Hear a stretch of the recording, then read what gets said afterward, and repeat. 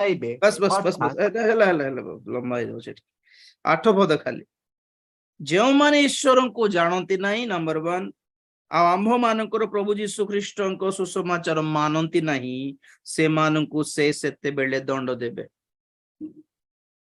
ଦେଖ ମୋ ପଟେ ବହୁତ ଥର କହିଲେ ଏ ବିଷୟରେ कि प्रभु जीशु ख्रीष्टଙ୍କର द्वितीय आगमନରେ ଶୁଣ द्वितीय आगमन ଦୁଇ ପ୍ରକାର। ପ୍ରଥମରେ ମଣ୍ଡଳୀ କୁ ନେଇ ଯିବାର ଆଗମନ ଥିବ, ଦୁନିଆର ଲୋକ ଜାଣିବେ ନାହିଁ। ଗୁପ୍ତ ଆଗମନ, ଖାଲି ତୁରୀ ବାଜିବ, ଶେଷ ତୁରୀ ଧ୍ୱନି ହେବ। ଶେଷ ତୁରୀ ଧ୍ୱନି ବି ସମସ୍ତେ ଶୁଣିବେ ନାହିଁ, ଜଗତର ସମସ୍ତେ ଶୁଣିବେ ନାହିଁ, ମନୋନୀତ ଲୋକମାନଙ୍କର ଆଲାର୍ମ ବାଜିବ ଖାଲି ସେତିକି।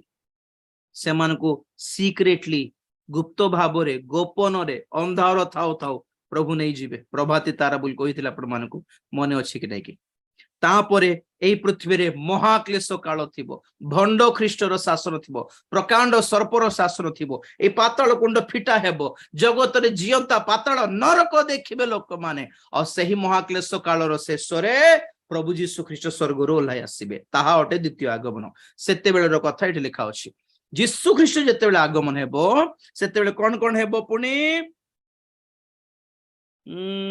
6 पदरे अग्नि सह स्वर्गरु प्रकाशित हेबे। 6 पदरे 7 पदरे सेतेबेले तुम्भ माननकु कष्ट देउथिबा लोक माननकु प्रतिफल देबे। नंबर 1 प्रतिफल भावरे कष्ट देबे। नंबर 1 नंबर 2 कष्ट भोग करूछ जे तुम्भे माने तुम्भ माननकु आम माननक सहित विश्राम देबे। नंबर 2 महाक्लेश कालर शहीद मानकु विश्राम मिलिबो। नंबर 2 यहाँ मानकर ईश्वर पक्षर न्याय विषय। 8 पदरे जो माने परमेश्वर को जानती नहीं। नंबर 3 आम्भ मानक प्रभु जीशु ख्रीष्ट सुसमाचार जे माने मानती नहीं से मानकु से सेतेबेले दंड देव। 4टा पॉइंट देखो। प्रभु जीशु ख्रीष्ट द्वितीय आगमन रे 3टा दल स्पेशल थिबे। गोटे जे माने प्रभु को लोक मान को कष्ट देउथिबे, महाक्लेश काल रो साधु मानकर कथा कहूछ। नंबर 2 जे माने परमेश्वर को जानती नहीं। नंबर 3 जे माने परमेश्वर को मानती नहीं, सुसमाचार मानि नाहंती, अबाध्य जे माने हेले तेनो सुसमाचार सुना होछ नै कि सब मानुछंती कि सब मानि देबे कि नहीं। प्रभु जीशु ख्रीष्ट निजे सुसमाचार प्रचार करले भी समस्ते सुनले नहीं। प्रेरित माने समस्त सुसमाचार प्रचार करिले भी समस्ते सुनी नाहंती। आज आमे भी आमे जेते सुसमाचार प्रचार करले भी जेते वाक्य प्रचार करले भी समस्ते सुनिबे कि समस्ते मानिबे कि मानिबे नहीं। मानु नाहंती बोले कांदीबार दायित्व हमरो नहीं, खाली प्रचार करिवार ही। एठी पॉइंट कोन देखो, जो माने परमेश्वर को जानती नहीं बोल लिखा। तार अर्थ कौन?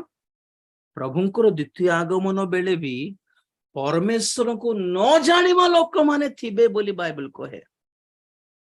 हेले लोक माने बहुत जन कौन कहउछंती ना ना प्रत्येक कर्णर सुसमाचार पहुंचला पर प्रभुंकर आगमन हेबो बोलछंती। रंग से माथ्यू 24:14 लिखा अछि कि राज्यर सुसमाचार सारा जगत रे प्रचारित हला परे जुगांत हेबो बोली जहा लिखा अछि। सेई पद को धरि कि लोक मन कोन भाबुछंती ना प्रभुंकर आगमन हेबे हेबोनी, सब कर्णरे प्रभुंकर सुसमाचार सुनला परे जाय कि प्रभुंकर आगमन हेबो बोली लिखा अछि। प्रथम कथा माथ्यू 24:14 रे 24:14 रे आगमन विषय लिखा है, जुगांत विषय लिखा अछि। द्वितीय रे से 24:14 रे परित्राणर सुसमाचार विषय लिखा हो है नहीं, राज्यर सुसमाचार लिखा है।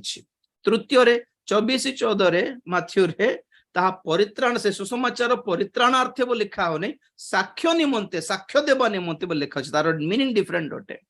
बहुत जन एई सब पद पर्व को भूल बुझी नहीं, भूल धारणा रे नहीं कि सेटल ही जाइछन्ते। नाय आउरी 800 कोटी जनसंख्या रे प्राय अधा लोक सुनि नांती प्रभुंकर विषय। तेणु करी सेमानकर भी सुसमाचार पहुंचला बेलको आ गोटे 100 वर्ष हेबो कम से कम।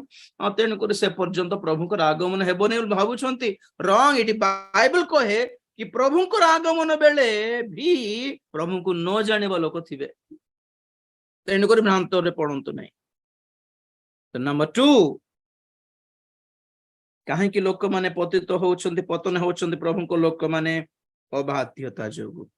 दूत माने प्रभुंकर अधिकार को स्वीकार कले नहीं, पुत्र को चुंबन कले नहीं, परमेश्वर योजना प्रति अबाध्य हेले, तेणुक पतित। आज लोक माने भी अबाध्य होउछंती पतित।